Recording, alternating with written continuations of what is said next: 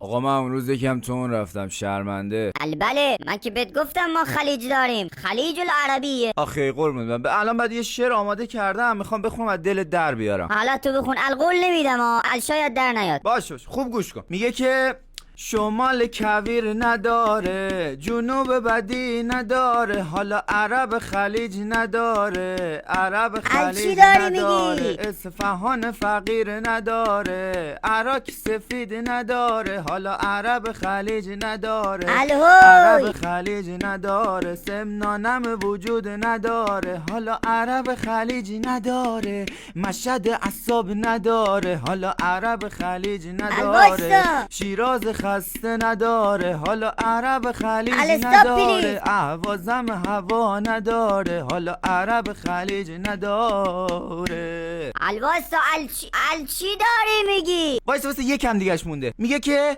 اردبیل گرما نداره، گیلان برنج نداره، حالا عرب خلیج نداره، عرب خلیج نداره، تهران آلودگی نداره، حالا عرب خلیج نداره، بوشهر سرما نداره، حالا عرب خلیج نداره، بندر که جنسی نداره، اصلا قزوین که ترس نداره، عرب خلیج نداره، عرب خلیج